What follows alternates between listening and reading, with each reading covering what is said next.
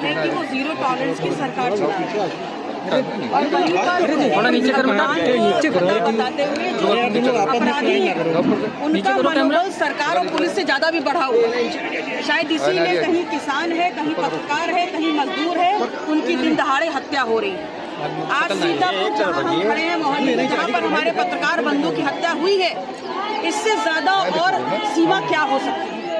क्योंकि पत्रकार हमारे लोकतंत्र के सबसे मजबूत स्तंभ कहे जाते हैं और जिनके मुख से और जिनकी लेखनी से हम दलित और जो पीड़ित लोग होते हैं, जो दबे कुचले होते हैं, उनकी लड़ाई और उनकी आवाज जनता तक पहुंचाते हैं, सरकारों के कान तक पहुंचाते हैं।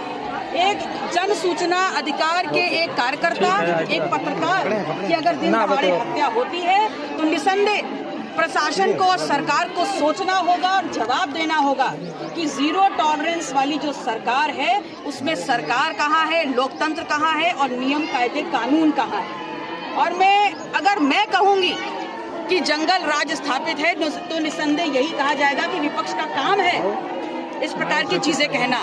तो मैं सवाल जनता पे छोड़ती हूँ कि आप देखें कि उत्तर प्रदेश में अब वर्तमान में राज किसका है, ये निर्णय आप छोड़ें। मैडम, लगातार जो है खबरें लिखी जा रही थी धान खरीद घोटाले को लेकर के, जमीन घोटाले को लेकर के, ऐसा परिजनों का भी कहना है और 4 लोग अरेस्ट भी किए गए, पूछताछ की जा रही है लेखपालों से, क्या कहेंगी?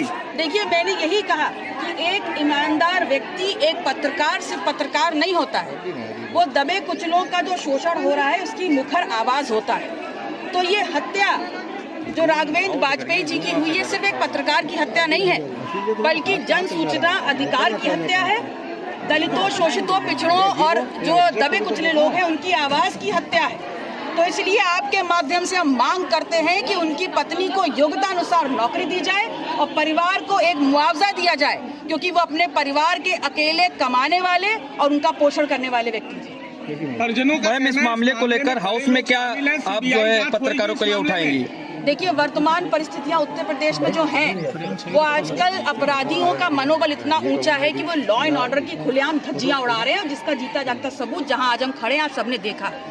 इसलिए मैं कह रही हूँ कि अगर सरकार ने इस पे परिवार को न्याय नहीं दिया तब इस प्रदेश की जनता न्याय के लिए सड़कों पे उतरेगी और उसका नेतृत्व हम करेंगे। एनकाउंटर की बात करती है, इस पर क्या देखा है आपका? नहीं, किसके एनकाउंटर की बात? जो एक प्रखर प्रहरी है उत्तर प्रदेश के लोकतंत्र का, देश के लोकतंत्र का एक पत्रकार, वो कभी भी ऐसी नहीं होगा, वो हमेशा जनहित के मसलों को उठाएगा, उनकी आवाज बनेगा।